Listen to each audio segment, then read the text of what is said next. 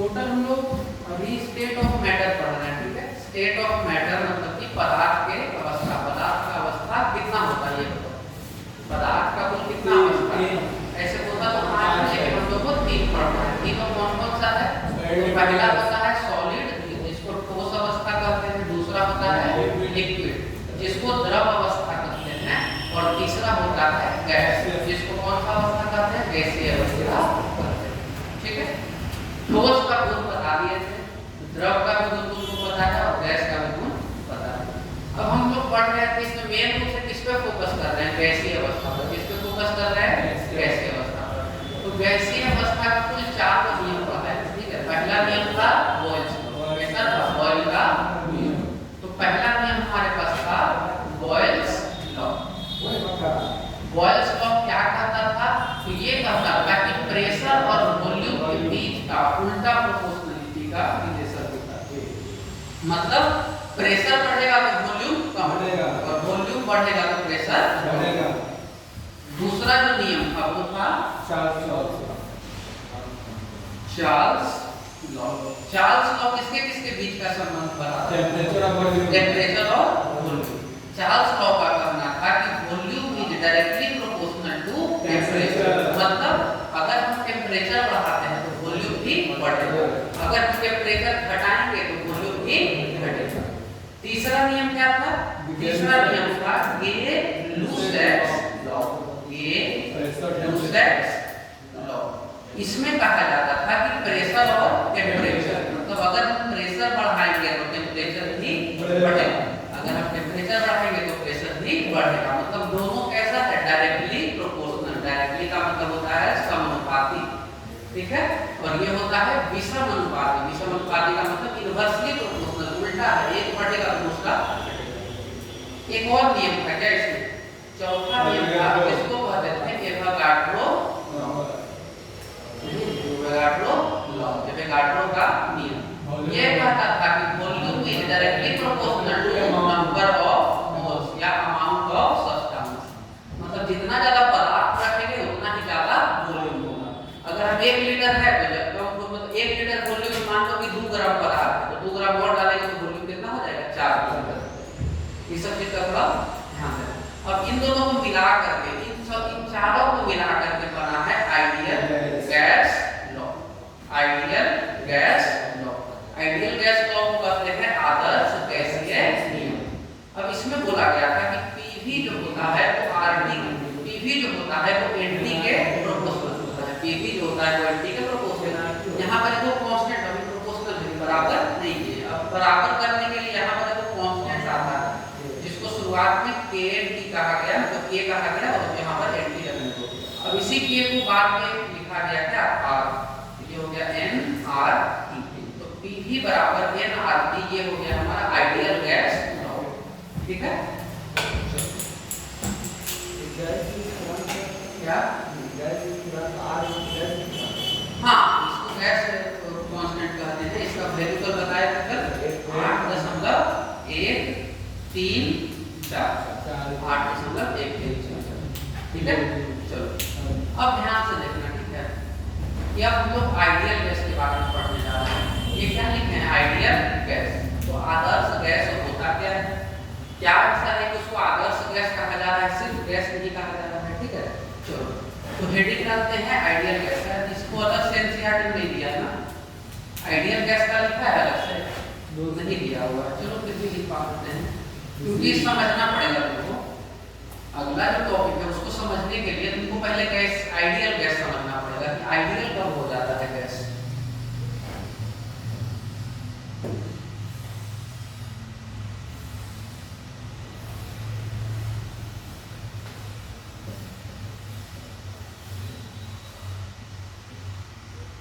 ठीक है, आदर्श गैस। देखते हैं क्या होता है आदर्श गैस।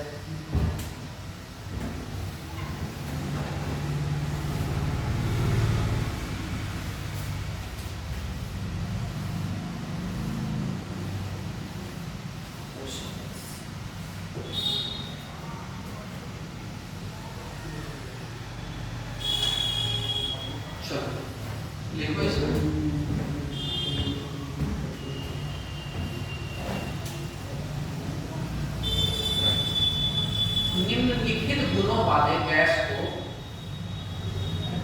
निम्नलिखित गुणों वाले गैस को आदर्श गैस कहते हैं। आदर्श गैस कहते हैं। ठीक है। Gases having following properties are called ideal gases. Gases having following properties are called ideal gases.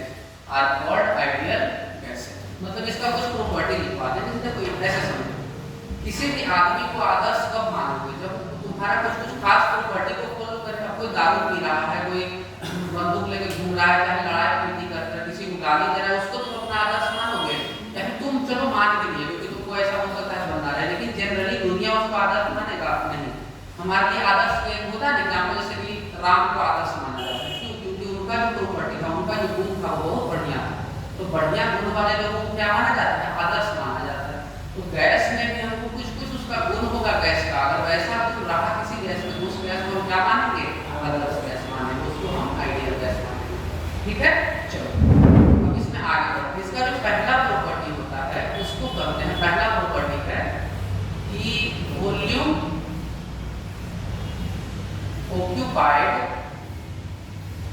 occupied by molecules / atoms is 0। ठीक है। इसका मतलब है कि अणुओं / परमाणुओं द्वारा घेरा गया स्थान शून्य हो। कितना हो? शून्य। ठीक है। ये हो गया हमारा पहला प्रॉपर्टी। दूसरा प्रॉपर्टी इसका है कि force between atoms / molecules is 0। मतलब अणुओं एवं परमाणुओं के बीच कोई आकर्षण बल न हो।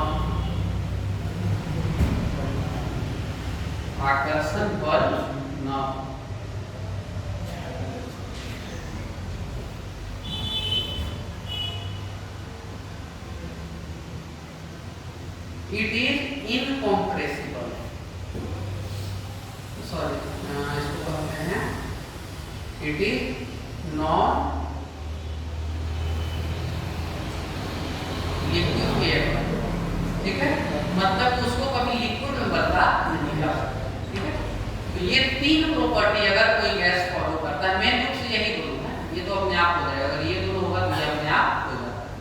तो अगर हम बात करें कि उनका वॉल्यूम, तो ध्यान से इसका मतलब क्या है, पहले इसको लिख लो। हम यहाँ पर वो कंटेनर बना रहे हैं। कंटेनर का मतलब वो बक्सा बना रहे हैं। इसके अंदर क्या भरा हुआ है? गैस। अब गैस किस चीज का रहता है? कोई पार्टिकल का बना रहता है ना। मान लो कि नाइट्रोजन के पार्टिकल्स का, ऑक्सीजन के पार्टिकल्स का, कार्बन डाइऑक्साइड के पार्टिकल्स का। तो इसके अंदर मान लेते हैं कि छोटा छोटा क्या है? पार्टिकल्स। ये सब क्या है? Gaseous particles. ये सब क्या है? Gaseous particles. एक दूसरे से काफी दूर है, मतलब गैस है। ठीक है। एक दूसरे इधर उधर जा सकते हैं। तो मान लेते हैं कि अगर हम यहाँ पर तुमसे बोले कि वॉल्यूम कितना है, कंटेनर का वॉल्यूम, कंटेनर का जो वॉल्यूम है मान लेते हैं कितना है? 3। कंटेनर का वॉल्यूम कितना है? 3। तो यहाँ पर एटम का भी तो कुछ वॉल्यूम होगा। ये बताओ, एटम का वॉल्यूम को मान लेते हैं V1। एटम का वॉल्यूम कितना है? V1। मतलब ये जो छोटा छोटा है बक्सा, बक्सा में छोटा छोटा जो गेंद जैसा है, उसका भी तो अपना कुछ आयतन होगा, अपना कुछ वॉल्यूम होगा। तो ये जो आइडियल गैस होता है उसका कहना है कि ये जो वॉल्यूम है V1 कितना होना चाहिए? 0 के बराबर। कितना होना चाहिए? 0 के बराबर। समझ में आया? ये भी बोला जाता है। लेकिन क्या ऐसा संभव है? कभी संभव है कि किसी एटम का वॉल्यूम 0 हो जाए? एग्जैक्ट 0 तो कभी हो ही नहीं सकता है। थोड़ा छोटा रहेगा, लेकिन जीरो नहीं हो सकता। ठीक है, दूसरा चीज, इन दोनों के बीच थोड़ा बहुत अट्रैक्शन हमेशा रहता है, थोड़ा बहुत, बहुत ज्यादा नहीं, थोड़ा बहुत अट्रैक्शन और रिपल्सन चलते रहता है। लेकिन इसका कहना है कि अट्रैक्शन और रिपल्सन भी कितना होना चाहिए, जीरो होना चाहिए, बिल्कुल नहीं होना चाहिए। तो ऐसा संभव नहीं। तो यहाँ पर एक और स्टेटमेंट लिख देते हैं। ठीक है, स्टेटमेंट क्या है कि आइडियल गैसेस आर हाइपोथेटिकल। क्या होता है, हाइपोथेटिकल, यानी कि काल्पनिक। आदर्श गैस कैसे होते हैं, काल्पनिक होते हैं, सही में एग्जिस्ट नहीं करते। यहाँ पर it does not exist, it does not exist, यहाँ पर लिख देते हैं आदर्श गैस काल्पनिक होते हैं, आदर्श गैस काल्पनिक होते हैं, इनका अस्तित्व नहीं होता है, इनका अस्तित्व नहीं होता।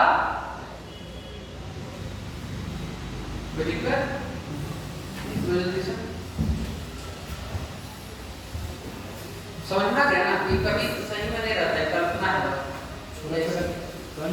हाँ, कभी जीरो हो भी नहीं सकता है, दोनों छोटा रखो। एग्जाम्पल तुमको बताते हैं, तो बक्सा में तुम भले ही छोटा छोटा बुलबुला डाल दो, छोटा छोटा अंडा डाल दो, लेकिन उसका वॉल्यूम को जीरो कर सकते हो, नहीं कर सकते, थोड़ा बहुत उसका आयतन रहेगा। इसीलिए इसका आयतन कभी भी जीरो नहीं हो सकता।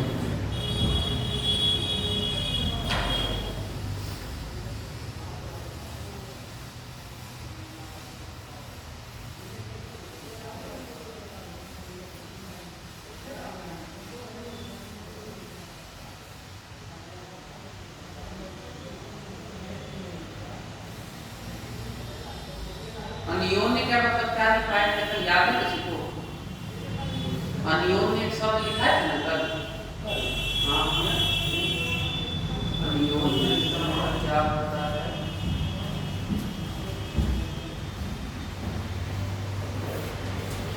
याद आ रहा है कि कहीं इसका नाम सुने थे।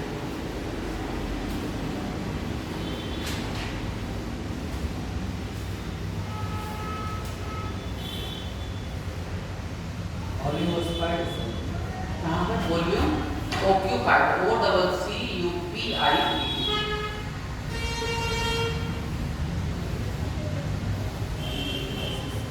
अनियोन्य मतलब होता है नॉन रिएक्टिव, अनियोन्य मतलब क्या होता है, नॉन रिएक्टिव। ठीक, चलो अब अगला हेडिंग डालते हैं, तब तक लिखो तुम, मेरे यहाँ पर लिखो डैल्टन्स लॉ ऑफ पार्शियल प्रेशर। ठीक है, इसका मतलब होता है डाल्टन का आंशिक दाब का नियम, आंशिक दाब का नियम, डाल्टन का आंशिक दाब का नियम। तो पहले को जल्दी से शुरू करो।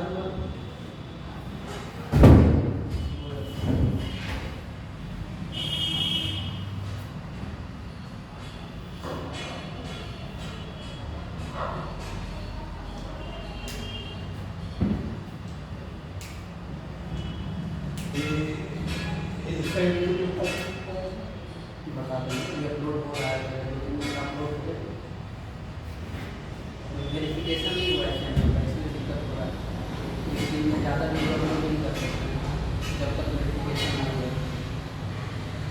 देखो 24 घंटा हो जाएगा, शायद 10 या 10 वीडियो डाल सकते हैं।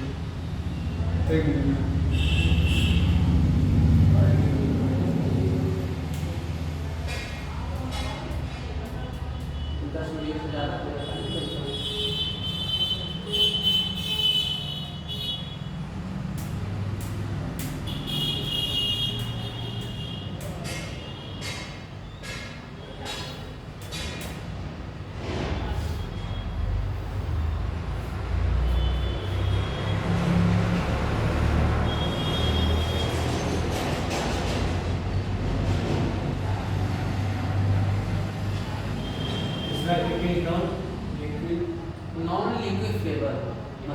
इसको कभी लिक्विड नहीं बनाया जा सकता है। हिंदी में क्या लिखते हैं इसको? द्रव नहीं, हिंदी में पता नहीं हमको क्या कहते हैं। इसको द्रव में बदला नहीं जा सकता। हाँ, इसको लिख दो, द्रव अवस्था में परिवर्तित नहीं किया जा सकता। ठीक है, इसको द्रव अवस्था में परिवर्तित नहीं किया जा सकता। कारण है क्योंकि फोर्स से नहीं है तो कैसे नजदीक आकर के जल्दी से सट जाएगा, फोर्स है कि नहीं उन दोनों के बीच।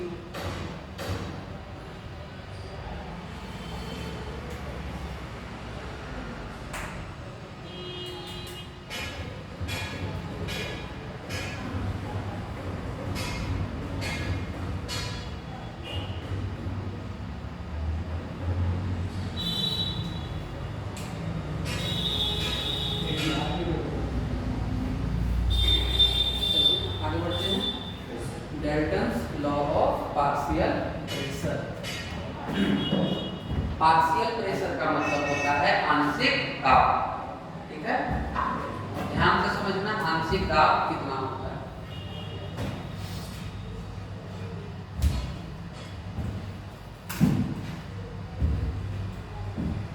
आदर्श गैस का एग्जांपल को ज्यादा से दुनिया में ये दूसरे लिख दिए तो एग्जांपल नहीं देते कि आइडियल गैस है हाइपोथेटिकल, काल्पनिक है, असलियत में नहीं होता है। थोड़ा बहुत अगर समझना है कि हीलियम को मान सकते हो कि लगभग होता है, लेकिन फिर भी ये वाला नियम तो कोई नहीं फॉलो करेगा। ये वाला तो कर सकता है लेकिन ये वाला नहीं करेगा। तो एक हीलियम मान लो, हाइड्रोजन मान लो, जनरली बाकी और कोई गैस नहीं होता है। हाइड्रोजन को मैक्सिमम स्तर तक आइडियल माना जाता है, उससे ज्यादा कोई आइडियल नहीं। आइडियल के नजदीक वही 10th में आदर्श गैस का मतलब होता है। 10th में तो वो बताया था कि 10th में तुमको सिर्फ बेसिक समझा दिया जाता है, उसको प्रूफ नहीं कर पाओगे। 10th में गैसेस स्टेट में ये आइडियल गैस के बारे में था पढ़ना। 10th में आइडियल गैस था पढ़ना, आइडियल गैस का परिभाषा था नहीं।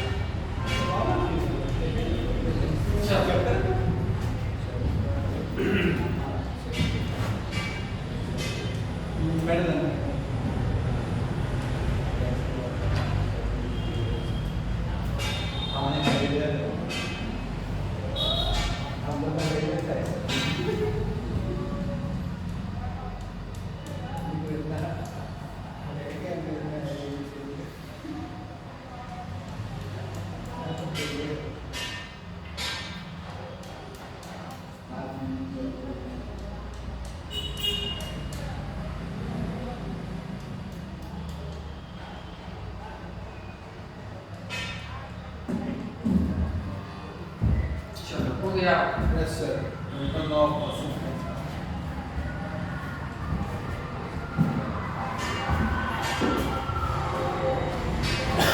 पहले समझ लेते हैं, ठीक है, कि डाल्टन्स लॉ कहता क्या है। पहले जनरल टाइप समझाते हैं कि यहाँ पर मान लेते हैं कि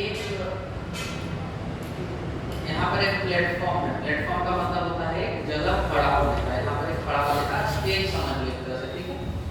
अब यहाँ पर 10 लोग खड़े हैं, 1 2 3 4 5 6 7 8 9 10 10 लोग खड़े हैं। 10 लोग अपना अपना अलग अलग वजन होगा, अलग अलग लंबाई होगा, अलग अलग सब कुछ होगा, है ना। तो यहाँ पर टोटल 10 लोग खड़े हैं, ठीक है।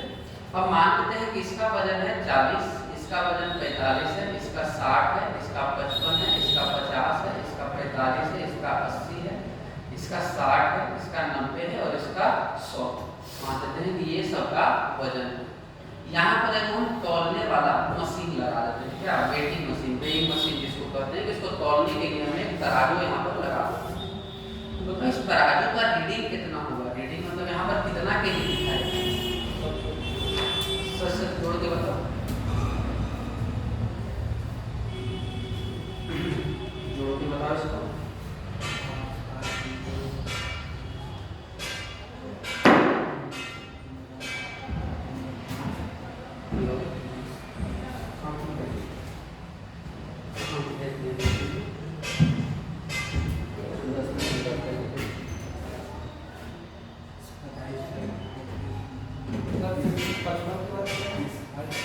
पचपन के बाद है 50, इसका 45 80 60 90 100।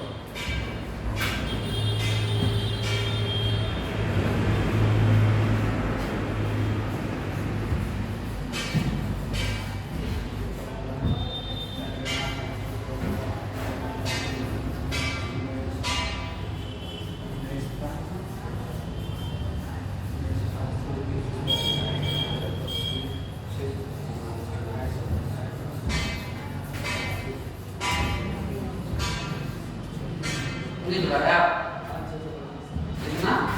625। इसमें कभी गलती हो सकता है कि 625 के अलावा 800 दिखा दे, 200 दिखा दे। जब भी 10 आदमी चढ़ेगा तो वजन कितना दिखाएगा? 625। बाकायदा मशीन सही होना चाहिए, मशीन गलत हुआ तो कुछ भी बता सकता है। लेकिन चलो ठीक है, 620 होगा, 615 का कुछ वजन आएगा, लेकिन वो वजन हमेशा क्या रहेगा? फिक्स रहेगा। और टोटल वजन अगर हमको निकालना है, मान लो कि इसका वजन मशीन खराब हो गया, मशीन खराब हो गया तो कैसे निकालेंगे? सबको नीचे उतार के तो छोटा मशीन पर चढ़ा के भी तो तोल सकते हैं और सबको जोड़ देंगे, फिर भी सही आंसर आएगा कि नहीं आएगा? मतलब क्या बोला मेरे समझाने का ये मतलब है कि यहाँ पर जो टोटल फोर्स है, टोटल जो यहाँ पर वेट है, वो इन सभी के अपने अपने वेट के समेशन के बराबर है। अगर हम सभी का वजन जोड़ देते हैं तो हमको कुल वजन मिल जाएगा कि सब मिल के एक साथ कितना वजन लगा दें। ठीक है, एक और एग्जाम्पल समझते हैं। मान लो कि ये एक बस है और ये यहाँ पर कीचड़ में क्या हुआ है? फंस गया। एक बस है जो कीचड़ में फंस गया है। यहाँ पर 3 लोग इसके मिल करके इसको धक्का दे रहे हैं। एक आदमी इस पे 100 न्यूटन का फोर्स लगा रहा है, एक आदमी इस पे 250 न्यूटन का फोर्स लगा रहा है और एक आदमी इस पे 150 न्यूटन का फोर्स लगा रहा है। तो इस बस पर टोटल फोर्स कितना लग रहा है? 500 न्यूटन फोर्स लग रहा है। इस पे जो नेट फोर्स है वो कितना है? 500 न्यूटन। कैसे पता चला? तो हम तीनों का इंडिविजुअल फोर्स क्या किए? जोड़ दिए। अगर हम तीनों का इंडिविजुअल फोर्स जोड़ देते हैं तो हमको टोटल फोर्स मिल जाता है। तो अब हम लोग समझते हैं कि डाल्टन्स लॉ में इसका क्या यूज है। चलो, तो सबसे पहले डाल्टन्स लॉ में गैस कैसा होना चाहिए? नॉन रिएक्टिव होना चाहिए। कैसा होना चाहिए? Non reactive. अनियोन क्रिया इसको कहते हैं, रिएक्शन को अनियोन क्रिया कहते हैं, रिएक्टिव नहीं होना चाहिए। मतलब ऐसा नहीं कि दोनों को मिलाते हैं तो रिएक्शन करते हैं, रिएक्शन नहीं करना चाहिए। वो दोनों एक दूसरे से कोई संबंध उनका नहीं। ठीक है, चलो अब ध्यान से देखो। एक कंटेनर हम यहाँ पर बना देते हैं। ये हमारा क्या है? कंटेनर। ये हमारा कंटेनर। अब इसमें मान लो कि थोड़ा दूर तक A गैस है, थोड़ा दूर B गैस है, थोड़ा सा C गैस है और थोड़ा सा D गैस है। अब ये मत सोचना सर अलग अलग तो नहीं रहता है, सब तो मिला हुआ रहता है, मिला हुआ रहता है। लेकिन हम बस दिखाने के लिए कि इसमें थोड़ा सा A गैस है, थोड़ा सा B गैस है, थोड़ा सा C और थोड़ा सा D गैस है। ऐसा नहीं कि ऐसे कभी रहता है गैस कभी ऐसे रह सकता है। रूम में अगर बत्ती जलाते हो तो कभी ऐसा हो सकता है कि इतना तो धमकी इधर नहीं, तो धमाके हर जगह फैल जाएगा, थोड़ा सा समय लगता है। अब देखो ध्यान से बोला क्या जाता है कि मान लो कि ये जो गैस है इसका जो आंशिक दाब है, जिसको पार्शियल प्रेशर कहते हैं, इसका आंशिक दाब मान लो कितना है? P। इसका आंशिक दाब कितना है? P। मतलब वो कितना प्रेशर लगा रहा है उसको कहते हैं P। ये जो B वाला गैस है इसका आंशिक दाब कितना है? P। इसका आंशिक दाब है P। और ये C वाले गैस का आंशिक दाब है PC और D वाले गैस का आंशिक दाब है P। तो इस कंटेनर का ये पूरा जो बक्सा है इसका टोटल प्रेशर हो जाएगा PA plus PB plus PC plus मतलब चारों का आंशिक दाब को यदि हम जोड़ दें तो हमको कुल कंटेनर का प्रेशर मिल जाएगा। समझ में आया? Yes sir. तो अगर हमको मान लो कि किसी एक का प्रेशर नहीं पता और टोटल प्रेशर पता है तो उसके मदद से हम उसका भी प्रेशर निकाल सकते हैं। ठीक है, चलो तो यहाँ पर लिख देते हैं इसका परिभाषा। यदि कुछ अनियोन्य गैसों को, अनियोन्य मतलब नॉन रिएक्टिव, अनियोन्य गैसों को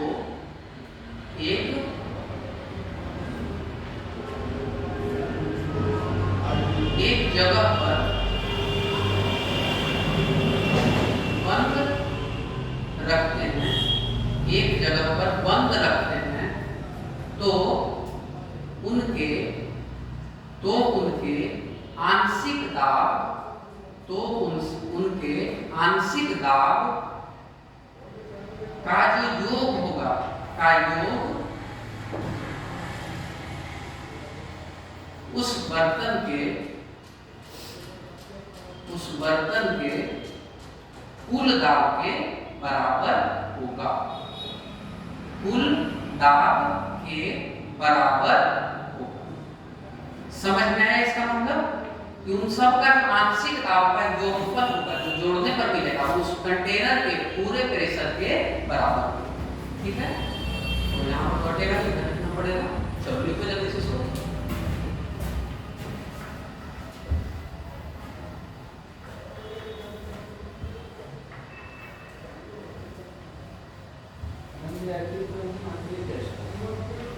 क्रिएट, हाँ सही बोल रहे हो, उसी को लिख रहे हैं। अनियोन शायद होता है नॉन रिएक्शन, क्रिया को अनियोन करते हैं। इसको अनियोन के जगह पर क्या लिख दो, अक्रिय लिख दो, है ना। अक्रिय का मतलब होता है नॉन रिएक्टिव, अक्रिय, और सक्रिय का मतलब होता है रिएक्टिव। हिंदी थोड़ा कमजोर है, मदद करते रहना।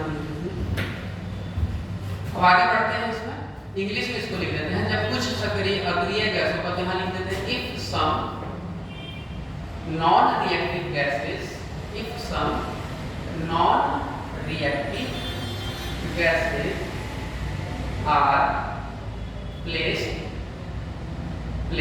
in a container, then some of partial pressure of all the gases is equal to the total pressure of the container। ठीक है, मतलब उस कंटेनर के टोटल प्रेशर के क्या होगा, बराबर होगा। ठीक है, इसको इस तरह से बना देते हैं हम यहाँ पर कि गैस ए, गैस बी, गैस सी और गैस डी, टोटल कितना गैस है, 4 गैस। ठीक है, तो पीए मतलब हो गया partial pressure of gas A, partial pressure of gas A. PB का मतलब हो गया partial pressure of gas B, partial pressure of gas B. और पीसी का मतलब हो गया partial pressure of gas C, और पीडी का मतलब हो गया partial pressure of gas D. ठीक है, partial pressure of gas D. अब आगे P बराबर क्या हो गया, टोटल प्रेशर, P बराबर टोटल प्रेशर। तो यहां से हम लिख सकते हैं कि P बराबर PA plus PB plus PC plus PD। ये हमारा क्या है, उसका फॉर्मूला है। देखो जल्दी से, ठीक है।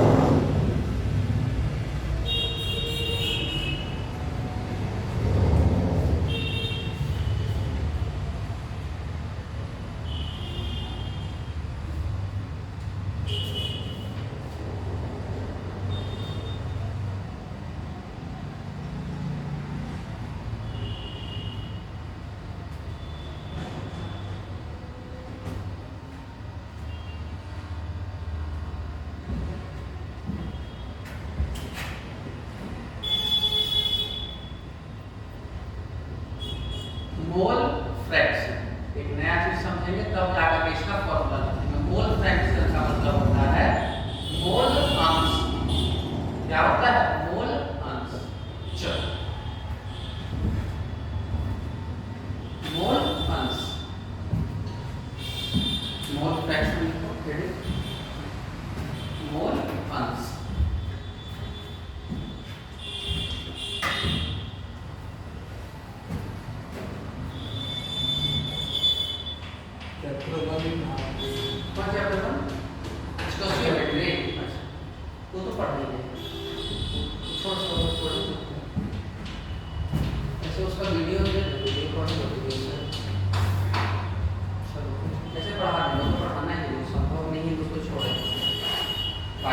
छोड़ देने का भी संभव है, लेकिन वो चैप्टर नहीं छोड़ सकते, वो ज़्यादा जरूरी होता है। ठीक है, इसमें थर्मोडायनेमिक्स छोड़ देंगे तुम लोग का। थर्मोडायनेमिक्स फिजिक्स में पढ़ना है, फिजिक्स में फिर पढ़ाना है, इसमें फिर पढ़ाना, फिर उसमें पढ़ाना, उससे बढ़िया है। थर्मोडायनेमिक्स देखो ना, फिजिक्स में भी पढ़ना है। यस, दोनों चीज, दोनों में, केमिस्ट्री में भी फिजिक्स में। तो थर्मोडायनेमिक्स तुम लोग हटा दें, बाकी बचा टोटल 4 चैप्टर।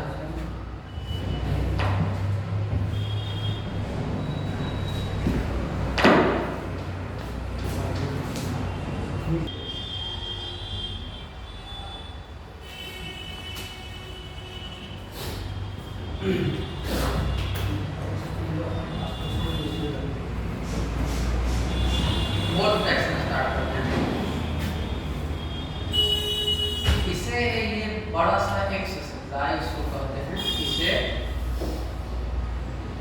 जाई से दर्शाया जाता है।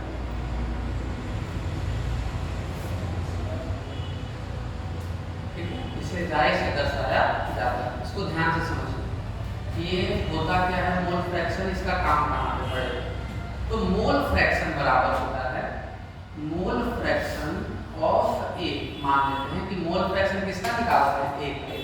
तो ये होता है mole of A, mole of ए बटा टोटल नंबर ऑफ मोल या फिर टोटल मोल्स। मोल ऑफ ए का मोल कितना है और नीचे में क्या रहना चाहिए, टोटल। तो इसको हम कहते हैं जाई। जाई का मतलब हो गया मोल ऑफ ए। ठीक है, ये हो गया हमारा दूसरा मोल। अगर हम जाई बी निकालना चाहते हैं तो ये हो जाएगा मोल ऑफ बी और नीचे में हो जाएगा टोटल, मतलब मोल का फ्रैक्शन कि कितना हिस्सा है उसका। तीसरा हो गया जाई सी, मतलब मोल ऑफ सी और नीचे में टोटल मोल्स। जाई डी का मतलब हो गया मोल्स ऑफ डी और नीचे में टोटल। ठीक है, कोई दिक्कत। मोल्स ऑफ ये हो गया डी बटा टोटल मोल्स। इसको हम थोड़ा सा इधर मिटा करके इसके बगल में एक और छोटा सा फॉर्मूला लिखेंगे जिससे कि तुम लोग को कोई दिक्कत आगे में न हो। देखो ध्यान से,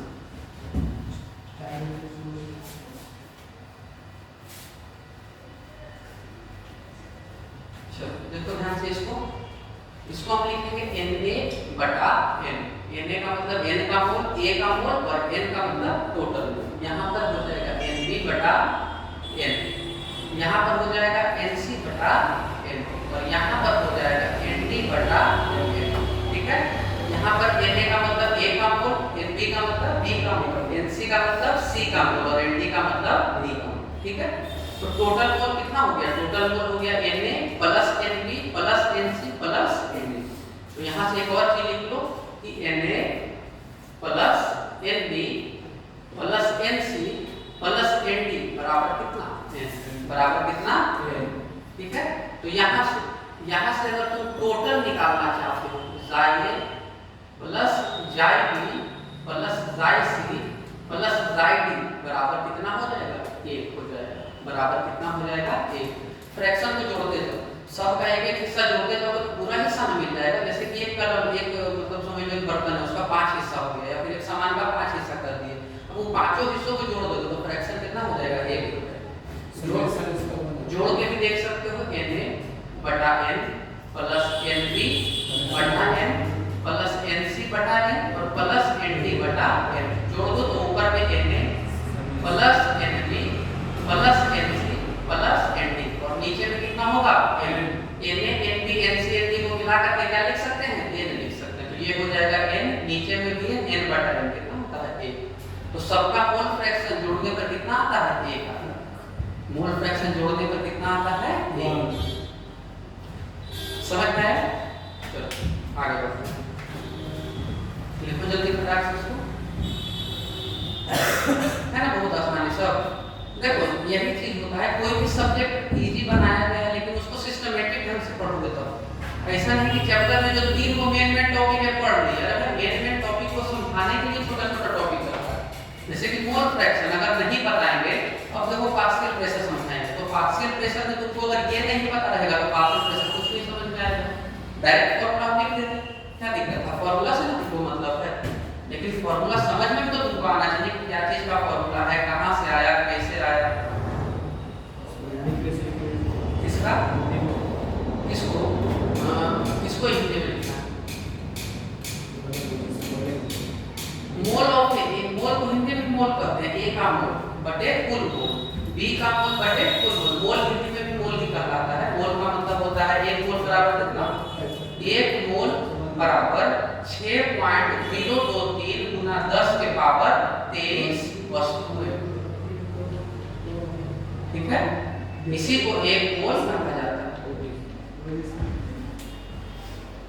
चलो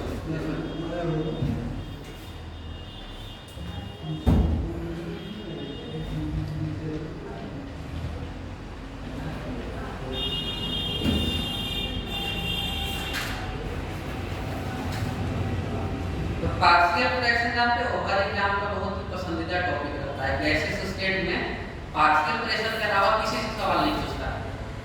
तो तुम भाग देखनी पार्शियल प्रेशर एनालाइज का टोटल 5 टॉपिक है, सवाल पूछ ले। पहला आइडियल गैस इक्वेशन, दूसरा जो चारों लॉ पढ़ाए हैं उससे पूछ सकता है, तीसरा एक अगला में पढ़ोगे रियल गैस, उसको क्या बोलते हैं, रियल गैस, वास्तविक गैस, और ये चौथा टॉपिक है पार्शियल प्रेशर। तो इन 4 टॉपिक है, चारों से सवाल पूछा जा सकता है, लेकिन सबसे ज्यादा जो 90% सवाल आता है वो किससे आता है, पार्शियल प्रेशर से। इसके बाद हमारा सिर्फ बचेगा रियल गैस, मतलब वास्तविक गैस है, उसमें कुछ नहीं पढ़ाएंगे, सिर्फ फॉर्मूला लिखा देंगे, इसका क्या मतलब है ये समझा देंगे, हो गया काम।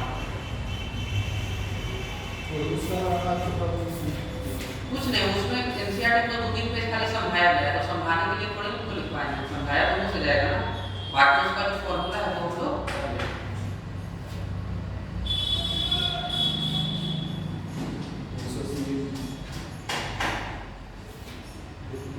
P प्लस a बटा v square into v minus क्या था a b सरफेस टेंशन पूरे में पढ़ना है, कोई काम करने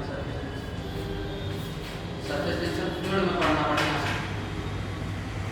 फ्लूइड फिजिक्स में फ्लूइड है उसमें सरफेस टेंशन बढ़िया से पढ़ना है, क्या होता है सरफेस टेंशन। हाँ सर में स्पेसिफिक इंट्रोडक्शन नाम डेफिनेशन लिखा है, उसका फॉर्मूला उसका कुछ नहीं है। सरफेस टेंशन क्या होता है, बहुत साधारण सा चीज है, पानी में जो कोई चीज पतला सा रखोगे तो डूबेगा नहीं, जैसे लोहा डूबता है पानी में, लेकिन तो सुई एकदम पतला सा सुई जो एकदम आता है ना महीन का जो अंटी उंटी में जो लगता है वो उस सुई डालोगे पानी में तो नहीं डूबेगा, वहीं पे तैरता हो जाएगा, क्योंकि अभी भी उसका घनत्व तो पानी से ज्यादा है। क्वेश्चन भी इससे अच्छा आता है। सरफेस टेंशन क्यों नहीं आएगा, सरफेस टेंशन टफ टॉपिक है, विस्कोसिटी सब टफ टॉपिक है। फ्लूइड में टोटल 5 में बढ़िया टॉपिक होता है, प्रेशर है ना, स्टैटिक फ्लूइड डायनामिक्स, तो ये सब फ्लूइड स्टैटिक का पार्ट है, और एक होता है बर्नौलीज थ्योरम, वो होता है फ्लूइड डायनामिक्स का पार्ट। तो ये सब बढ़िया टॉपिक है, तो सवाल क्यों नहीं पूछते। और फ्लूइड तुम लोग का सबसे मतलब मुश्किल चैप्टर है एक तरह से, लेंथी भी है क्योंकि इतना टॉपिक है उसमें कि चाह के भी नहीं खत्म किया जा सकता है 4 क्लास में, मतलब टॉपिक इतना ज़्यादा है कि उसको सबसे लास्ट वाला टॉपिक दिया गया है कि लास्ट मंथ में पढ़ो उसको। फ्लूइड 11th में भी पढ़ाएंगे, तो तुम लोग का हो सकता है 11th के बाद 12th का जब बैच स्टार्ट होगा उसमें फ्लूइड से स्टार्ट करें, क्योंकि फ्लूइड बड़ा बढ़िया चीज़ होता है पढ़ने में, तो तुम लोग तो रेगुलर पढ़ोगे 11th के बाद फिर तो 12th में जाना है, तो 12th का वही स्टार्ट करेंगे कहाँ से, फ्लूइड बड़ा बढ़िया टॉपिक, क्योंकि शुरुआत में तो बच्चा वो इधर उधर रहेगा, इधर उधर रहेगा, उसमें बढ़िया रहेगा पढ़ने। चलो स्टार्ट करते हैं इसको। अब आगे बढ़ते हैं तो क्या, इसका फॉर्मूला लिखते हैं, पार्शियल प्रेशर का फॉर्मूला।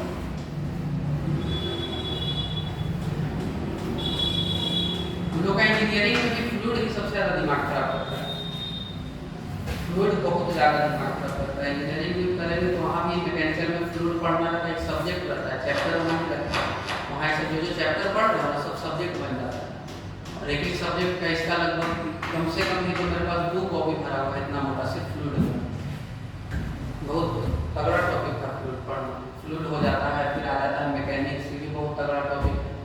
सबसे मुश्किल होता है strength of material, strength of material इसमें बल्क मॉड्यूलस से पढ़े हो ना, बल्क स्ट्रेस स्ट्रेन है ना, जिसको यंग्स मॉड्यूलस पाई ये सब पढ़ना रहता है, क्योंकि किसी चीज को दबाते हैं तो कितना होता है वो सब चीज।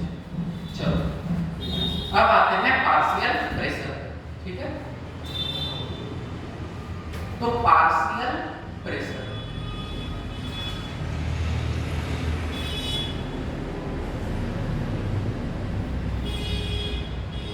पार्शियल प्रेशर ऑफ ए बराबर होता है mole fraction of A into total pressure, मतलब टोटल प्रेशर में अगर हम ए का मोल फ्रैक्शन गुना कर दें तो हमको क्या मिल जाता है, ए का पार्शियल प्रेशर मिल जाता है।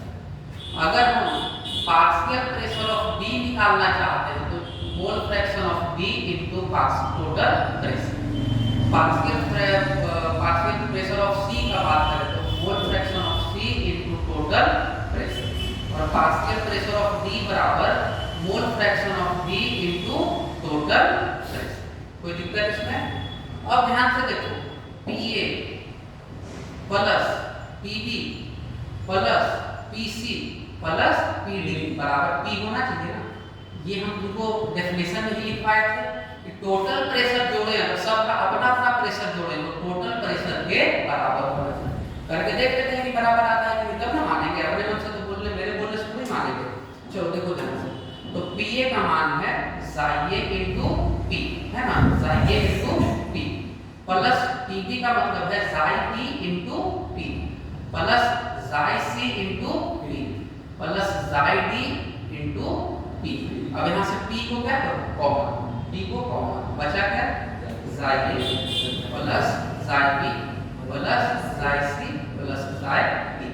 अब बताओ इसका मान कितना होता है, एक होता है, तो ये हो गया, ठीक है। तो टोटल प्रेशर कितना आ गया, P का।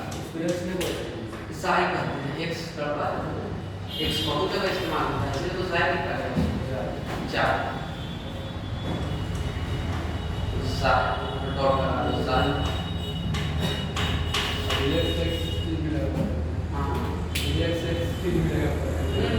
अभी तो शुरू हुआ है, ये तो 11 का तो केमिस्ट्री का दूसरे चैप्टर पढ़ रहे हो। केमिस्ट्री में बहुत नाम है सब अजीब अजीब से। ये सब कोई यूज करता है। हाँ कैसे हाँ, आंशिक दाब, पार्शियल प्रेशर होता है आंशिक दाब।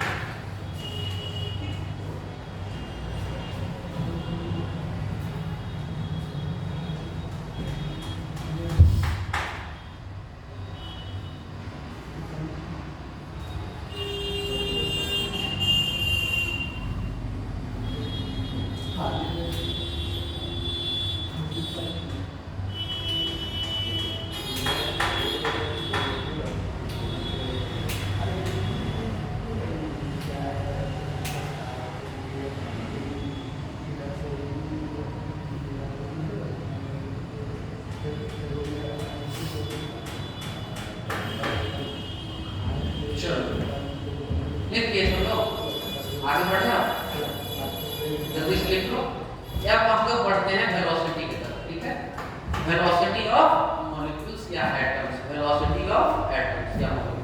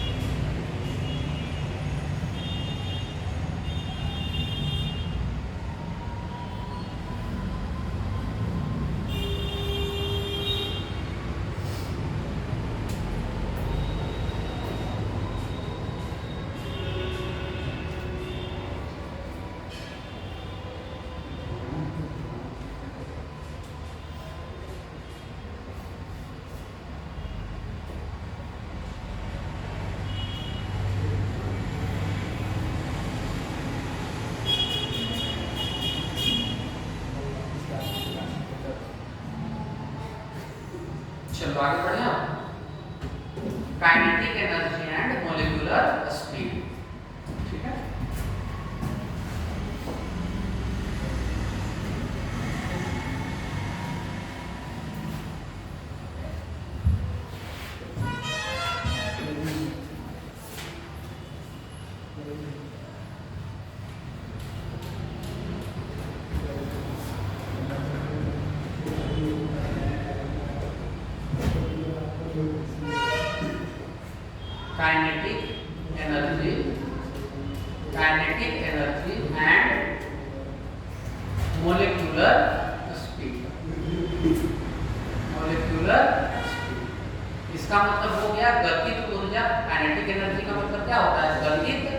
ऊर्जा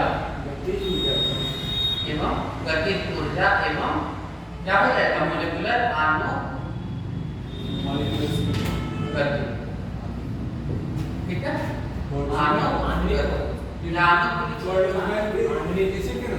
किसका बोल्ट्जमैन कौन है?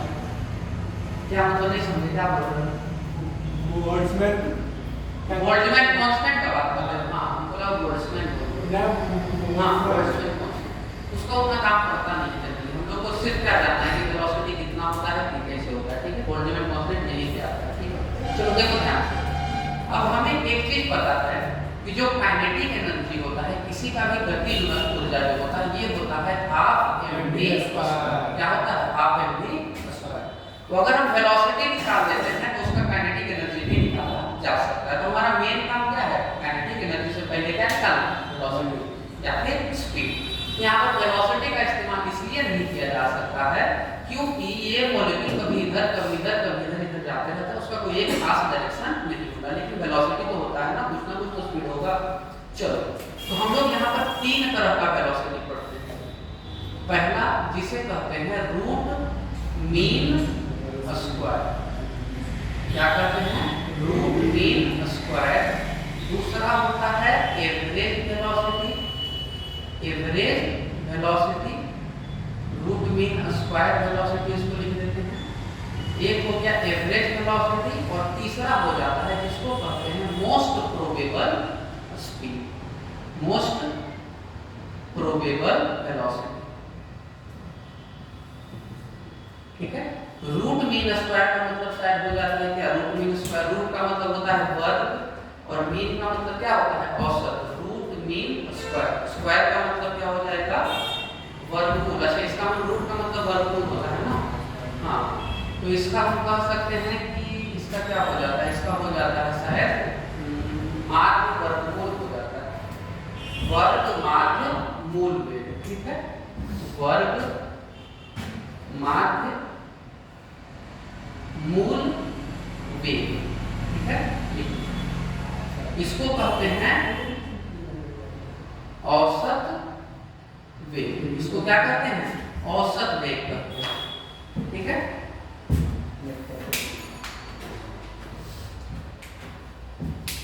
और प्रोबेबल का मतलब समझते हो?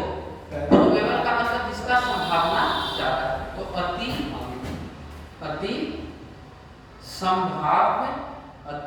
संभाव्य वेग मतलब जिसका संभावना सबसे ज्यादा है, जिसका संभावना सबसे ज्यादा है। तो आगे बढ़ते हैं इसमें। तो इसका जो वैल्यू होता है रूट मीन स्क्वायर का जो वैल्यू होता है ये हो जाता है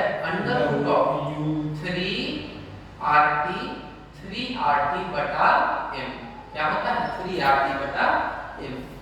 और अगर हम एवरेज का बात करें तो एवरेज वेलोसिटी का वैल्यू हो जाता है कितना? ये हो जाता है शायद 8/π × RT/m। कितना हो जाता है? 8RT/m। और जो लास्ट है इसका हो जाता है 2RT/m। 2RT/m। तीनों फॉर्मूला याद रखना। इसका मतलब समझाते हैं। रूट मीन स्क्वायर वेलोसिटी कैसे निकाला जाता है? तो सब के वेलोसिटी का स्क्वायर कर दिया जाता है। u1 का स्क्वायर, u2 का स्क्वायर प्लस u3 का स्क्वायर ऐसे करके और टोटल संख्या से इसको भागा दे दिया जाता है और इन पूरे का क्या ले लिया जाता है? रूट। तो रूट मीन किसका? मीन स्क्वायर का। तो रूट किसका निकाल रहे हैं? मीन का। और मीन किसका है? स्क्वायर का। तो ऐसे करके अगर वेलोसिटी निकाला जाता है तो उसका वैल्यू कितना होता है? ये होता है। और एवरेज का मतलब तो समझते हो? सिंपल सबको जोड़ दिए और n से क्या किए? भागा दिए। तो ये हो गया भी मीन वेलोसिटी। इसको क्या कहते हैं? एवरेज वेलोसिटी इसको कहते हैं। ये हो गया एवरेज वेलोसिटी। इसको कहते हैं VRMS। क्या कहते हैं? VRMS। और तीसरा जो होता है मोस्ट प्रोबेबल। मोस्ट प्रोबेबल मतलब कि जिसका संभावना सबसे ज्यादा है, जिसका संभावना सबसे ज्यादा है। मतलब कौन सा वेलोसिटी है जो सबसे ज्यादा होता है? कौन सा वेलोसिटी सबसे ज्यादा होता है? ठीक है ना। इसमें आप चलो इसको थोड़ा सा यहाँ पर एक स्टेटमेंट लिख देते हैं। इसका स्टेटमेंट ये है कि जो VRMS होता है, VRMS होता है वो सबसे ज्यादा होता है। उसके बाद आता है एवरेज और सबसे कम होता है मोस्ट प्रोबेबल। मोस्ट प्रोबेबल जो होता है वो सबसे ठीक है, सबसे ज्यादा ये है, सबसे कम नीचे वाला है।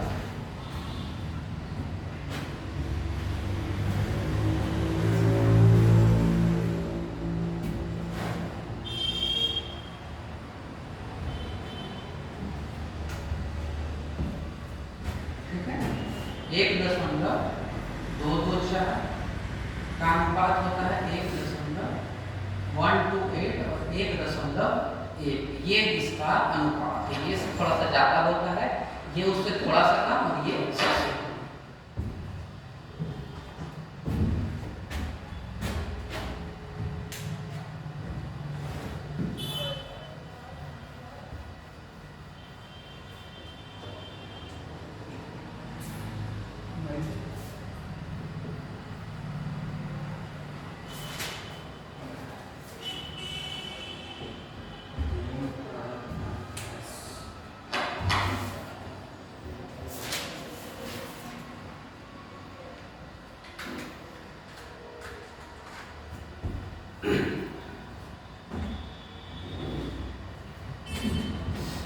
चलो थोड़ा देर ब्रेक ले लेते हैं, फिर 10 मिनट में स्टार्ट करेंगे।